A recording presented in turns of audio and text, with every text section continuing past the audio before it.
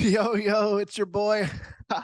Another episode of the When Words Don't Come Easy podcast is coming up next. I am fresh out of the hospital. I'm tired. I haven't slept well. If you've ever tried to sleep in a hospital, you understand. Wasn't for me. It was for my daughter. Thanks for all your prayers. So, man, one of the coolest things happened this week. One of the absolutely coolest things of my life happened this week. So you have to stick around in the episode because we're diving in. We're diving into it from a doctor at Children's Medical Center. And it was just seriously, of the 15 years that we've been taking Peyton to the hospital, this was the coolest experience there. So you have to listen to that, but so much more, man. I'm going to be talking about the difference between your ticket to the dance and shining once you get to the dance, and all that and more. It's happening after this.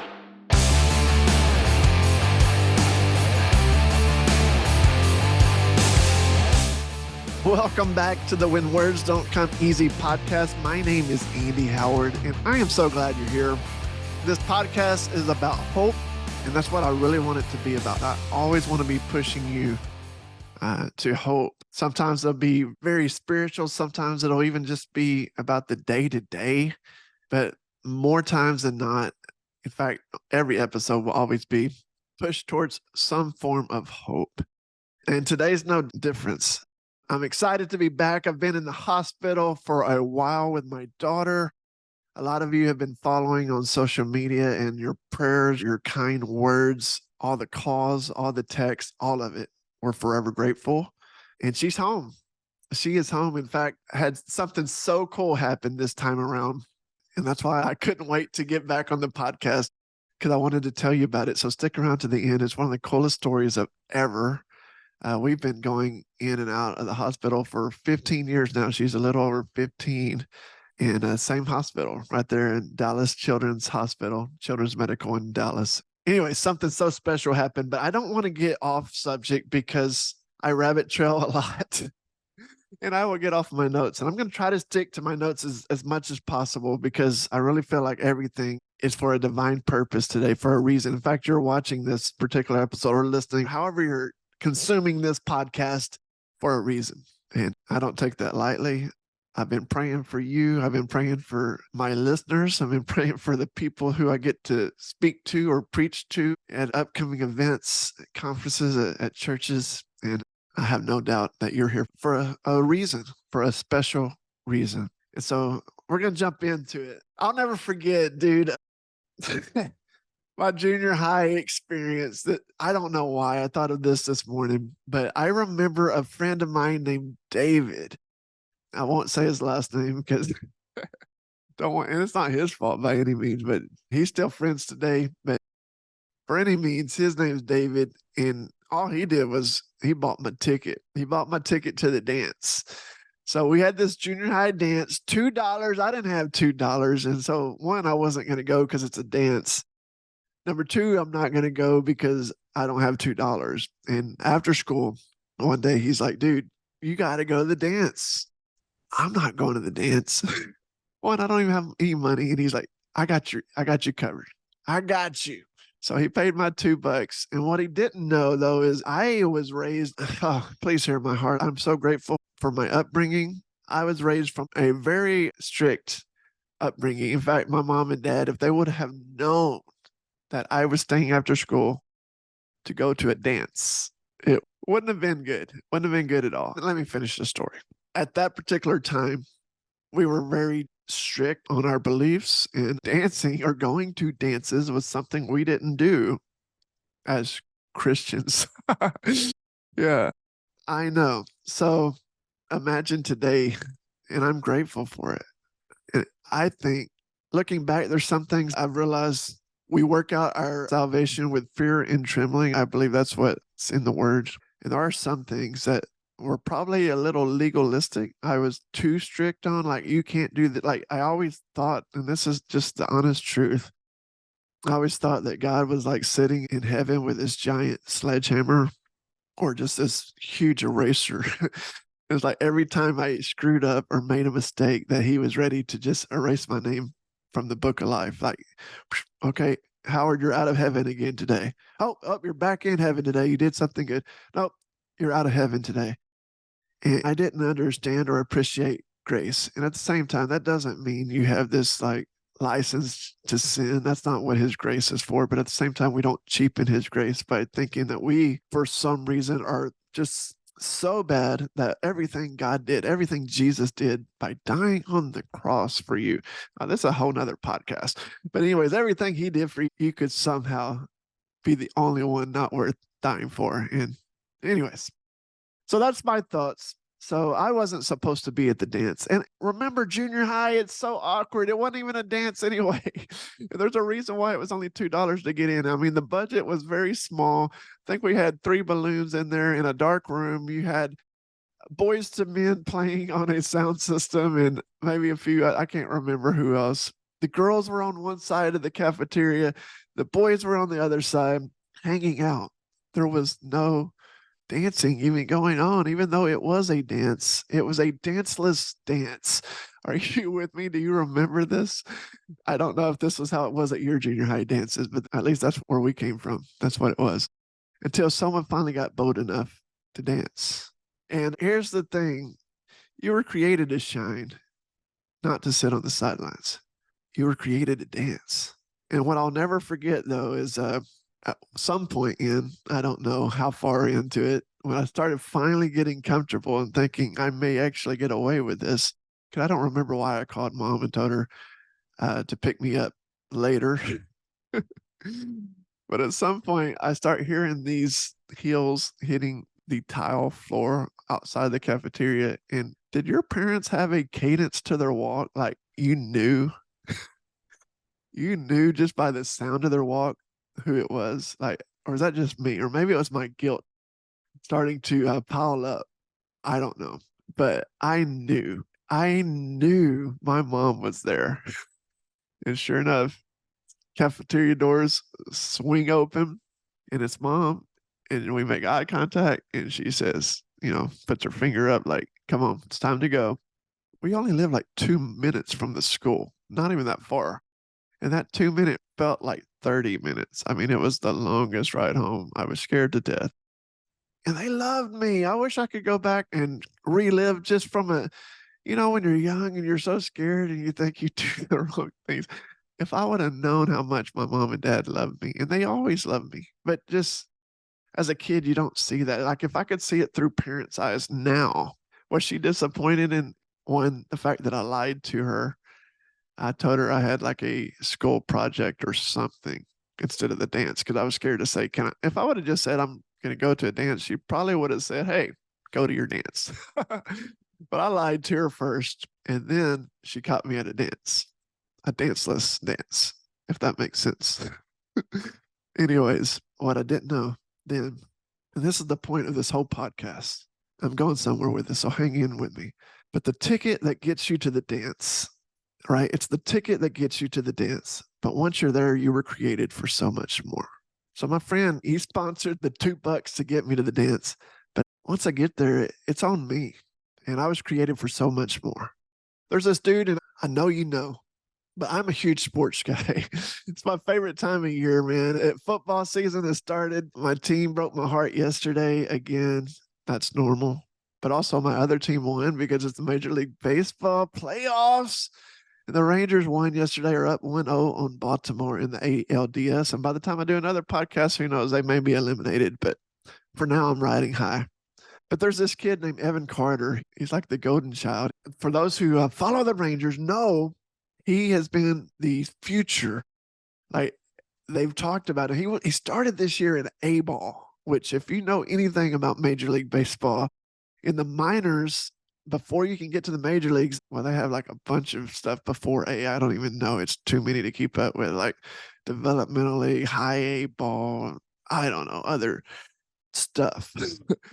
And then they have A ball, double A, triple A, and then the major leagues. Sometimes if you're really good, you will go to the next league the next year. And so like if you were in A ball this year, hopefully if everything goes right, you'll get to start off in double A next year. And if you have a really good year again, you'll be in triple A the next year. And if that goes great, there's a chance you might get called up to the major leagues, but there's no guarantee you ever make it to the show. That's what Major League Baseball is. It's the show. Well, here's Evan Carter. He's our future, right? Our golden child. He was an A-ball, and you start hearing rumblings about this kid's really special. Well, then at some point along the way, probably about halfway through the year, he got called up to Double A, which was already cool. Wow, if he has a really good year in Double A, maybe next year he'll be ready to take that jump to the pros at some point. But his numbers didn't even taper off. Even though he was going to another level, his numbers were amazing. So guess what happens? He gets called up to AAA. And with a month to go in the season, there was an injury to the major leagues roster to Adolis Garcia, an outfielder, which happens to free up a spot where they call up the kid, Evan Carter. He got his shot. He got his ticket to the dance, and he didn't disappoint. What did he do? His numbers have not wavered. In fact, they got better as he got to the major leagues, got better. It's an incredible story. And now we're in postseason, right?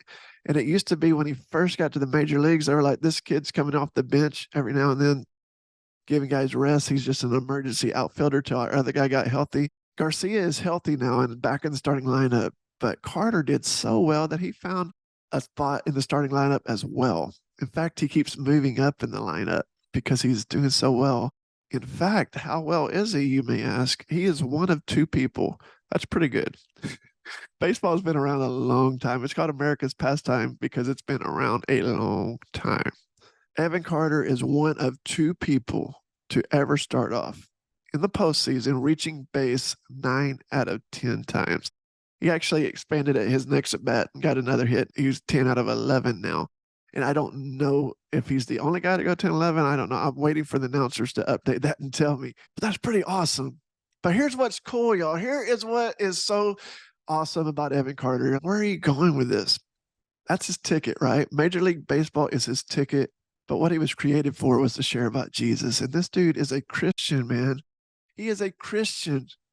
And he shows up on his most popular day ever after climbing through the minor leagues and media surrounding him, wanting to interview the kid, this Evan Carter kid. And what shirt is he wearing? It's a Rangers shirt. It's in Ranger blue in the colors and the same font and everything, but it says Jesus won across his chest. Not O-N-E, but W-O-N, Jesus won. What an opportunity. And he had it, all eyes on him, and he pointed them back to Jesus. Isn't that what we're created for? That is exactly what we're created for. Whatever we are doing, that's our ticket, right? If you're called to, who cares what you're called to do? That's just your ticket to reach people. And then while you're there, what you're created for is to shine for Jesus. That's what you're created for. This week, I'd already talked about it earlier, but something so cool happened, never before happened, from a doctor. Those who've been following me, Peyton has been so sick. She's been so sick. She's been fighting this C. diff, which is no joke, in and out of the hospital. I mean, she'll do antibiotic for 10 days, get better 3 or 4 days after she's off the antibiotic. All the symptoms come back. She's sick. Call the doctor. Hey, no problem. We're going to start another antibiotic. We just got to wipe this out. There you go. She's on it 10 days. Everything's fine. No symptoms. 3 or 4 days later. This has been going on for 6 months. Only reason I know is because it was the beginning of the Rangers season, opening day. Matter of fact, we were at the hospital. And here we are 6 months later. Well, what I didn't realize is she's been losing weight. You know, when you're with someone every single day, it's hard to see how much weight they are losing. She had lost 20 pounds. She didn't have a lot of weight to lose to begin with. She's only about 80 pounds. But she's lost 20 pounds over the 6 months. And that was the red flag when the doctor heard that, said she's got to come in. So we went into the hospital a little over a week. We were there. They did what's called TPN. They dropped this PICC line in straight to her veins, her important, bigger, larger veins. And she was getting fed this TPN, which is nutrition. It's like this, all the vitamins and nutrients that's already broken down. It goes straight to the bloodstream. It just bypasses the gut altogether. And they're focusing on getting rid of the C. diff. We're taking antibiotics for that. But the whole time we're trying to build up her nutrition. So she's started off getting these 24-hour-a-day feeds, continuously 24 hours for 3 days, might have been 4 days. And then it tapered to 20 hours, then to 16, then to 12. And now she's home with it and she's still doing the 12-hour feeds on TPM, but getting much better, much better. It on the antibiotic as well. And it's going to go this time. It's like a 25-day antibiotic. And we're really hopeful it will fix everything. So please keep us in your prayers. But what's really cool is this one doctor comes by and he was so cool. He was just so cool in his personality. From the beginning, I knew there was something different about him. One, his kindness.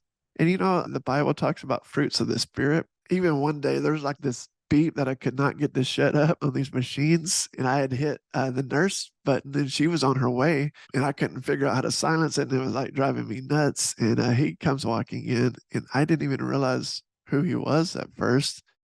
And I thought, oh, he was here. I didn't know if he was with RT or who. And I thought maybe, hey, can you help me with this machine? It will not quit beeping. And oh, yes, no problem. And he went and took care of it. And then I realized who it was. It was the doctor who didn't have to lower himself to do that. That was beneath him. Let's put it that way.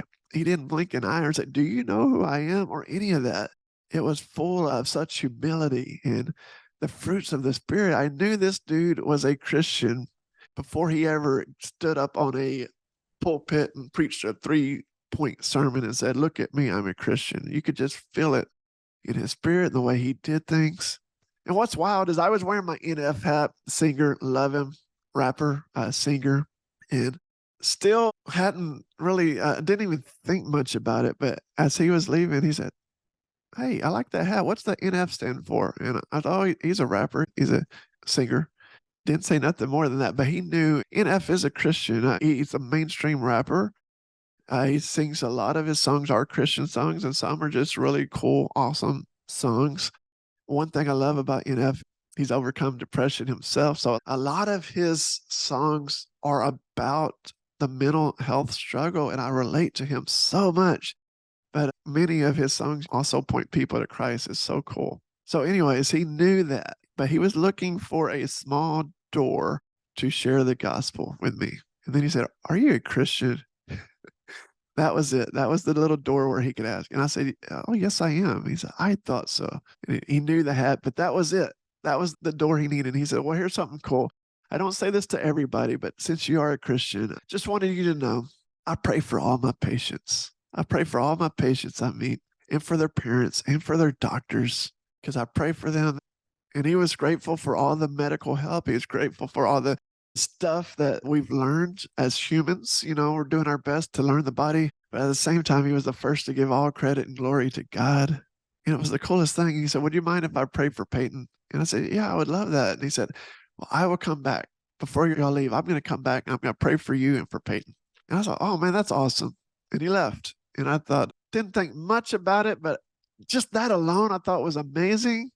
But honestly thought he probably will never come back. I mean, he's busy. It's a big hospital, right?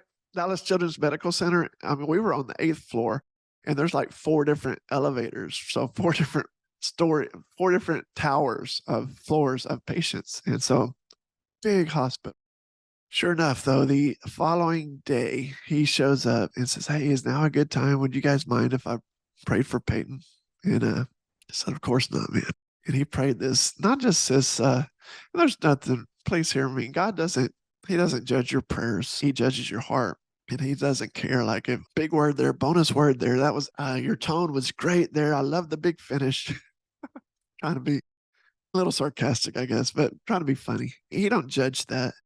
But this prayer, it was just beautiful. And I think it, again, because of all the other things I mentioned, it was his heart. It was his passion. It was his beliefs. It was his fruits of the Spirit. It wasn't the way he prayed, but it was his relationship with Jesus. And it was so touching to me that out of 15 years of going to that hospital, no doctor has ever asked if they could pray for Peyton. It was so touching. So he prayed for me, he prayed for her, and it was just a powerful moment. It really was. And so he mentioned something afterwards when I told him, man, that was so cool. He mentioned, you know what? And this is where this whole podcast idea came from. And I'm paraphrasing. If you catch him, he may tell you something different, but this is how I heard it. It's the ticket that gets you to the dance, but once you're at the dance, you were created to shine. And that's what he was saying. He loves serving kids. He loves being a doctor. Here's the cool thing. He's even in neurology. If you've heard my story, if you've read the book, like the book itself starts from our trip to the chief neurologist appointment, one of the darkest days of my life, one of the hardest days of my life. We got some of the worst news of our life that day. Yet this future neurologist, he's still got some training to go, and I don't know enough. I'm not smart enough to know all the different. I do know he is an MD right now. But anyways, he will be a neurologist. But here he is praying for me and for Peyton. It was the coolest thing ever. So I want to read this as well. That was so cool. I thought that he said that. He talked about how being a doctor is what he was called to do, what he wanted to do to serve kids. But his calling is to spread the gospel. And that's what we're all created for. So that's what I wanted to tell you, man. Whatever your ticket is, you may be a carpenter. Hey, I know of a good carpenter who had a pretty good run. You may be a carpenter, a doctor. I don't know. You may be a taxi driver. Who cares what you're doing? It's who you're serving along the way. Are you shining for Jesus? Do they see you and say, that dude, I know that dude is a Christian by the fruits of his spirit, by the fruits of the spirit, by his testimony, by the way he's living his life. There's a quote I saw from Robert Morris, one of my favorite pastors, yesterday on social media. It says, do you realize you have the intellect, ability, talent, and gifting to do something special for God? He designed you for a specific role. You will never be truly happy until you discover what it is. And once you discover your purpose and begin fulfilling it, your life will take on new energy and excitement. So true. That's so true. I want to end with this story from Elisha Otis. If you read the book, I am going to actually read it word for word from the book, When Words Don't Come Easy. It's been out for a little over a year. So if you haven't got it yet, free plug, please help me out, get it, and share it with somebody who needs help with depression or mental health. But I'm just going to read it word for word because there's so many different stats and different things in here. I don't want to leave anything out, but it's so good and goes great with what we've been talking about. This part's called Cut the Rope. In 1853, there were only a few buildings in New York City that were taller than 5 stories. And the reason for that is less dramatic than you'd imagine. People simply didn't want to climb more than 5 flights of stairs. I can't blame them. But then a man named Elisha Otis had an idea that would change the world.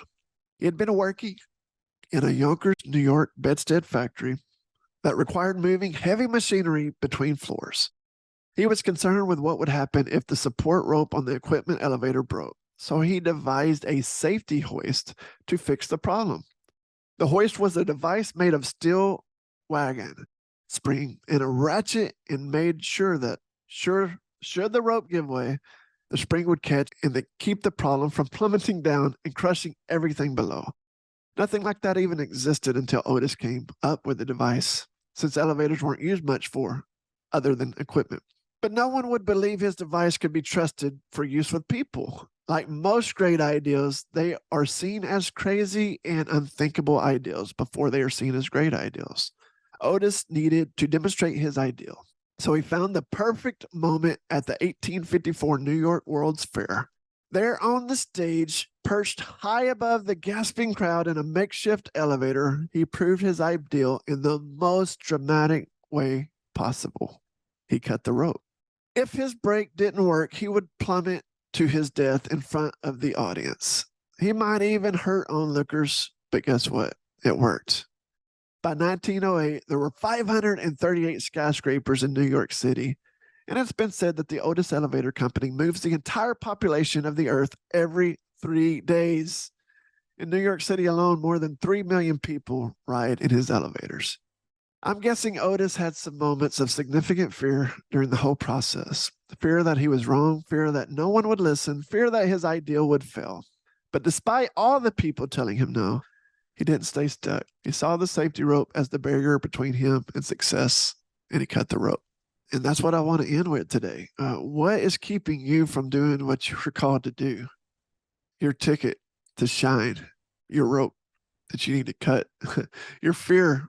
Because what I know about, like what Robert Morris said, about all the things that would bring purpose to your life and excitement to your life and all the different things, equally, when you're not living in your passion, will bring depression to your life, will bring struggle and heartache to your life.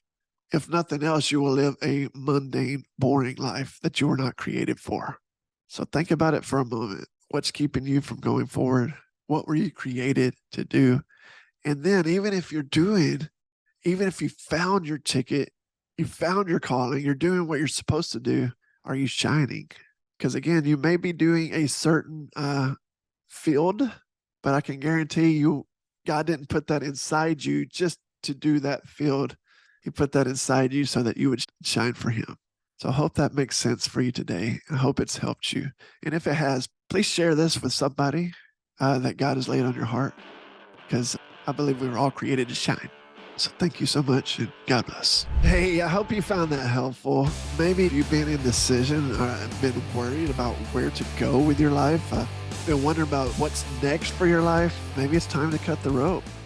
Maybe it's time to take that chance. I'm not asking you to do anything daring that's going to put your family in jeopardy. But at the same time, if you've been holding back from doing what you were called to do, let's weigh the options and consider what happens if you cut the rope and go for it. First of all, God's going to put you in a place where you can shine for him. So it doesn't matter. You don't have to be a pastor. In fact, some of the greatest sermons come from people who are doing the do and just doing the daily actions in front of other hurting people. We're living in a society where people are hurting more and more everywhere you look. You see it on social media. Why is there so many negative people? Because, man, people hurt people. It's easier to just, you feel safe in social media. Like nobody truly knows me. I can say all the things that I couldn't say in person, right? And so this is my reasoning. I don't know, but I feel like so many people are hurting. And so they want to hurt others and they just want to throw up on others. And if they're feeling bad, they want others to feel bad. So you have this opportunity. You have this chance to shine where your pastor may not ever have a chance to reach these people, but you can. So I hope this has been helpful for you. Thank you so much for tuning in, for listening. I would love if you would leave a review if this has been helpful for you. 5-star review would help me so much, and it will help others find this podcast. Also, if you haven't got the book yet, When Words Don't Come Easy, there's more stories like the one you heard today from Elisha Otis, and I pray it'll be a blessing to you. You can get that from andyhoward.com. It's on Amazon as well. It's on Audible. You can also hear it or read it on Kindle. So I pray it's been a blessing to you. I pray you will also leave reviews there so we can get that to more people, so we can help more people. Thank you so much for tuning in, and we'll see you next time.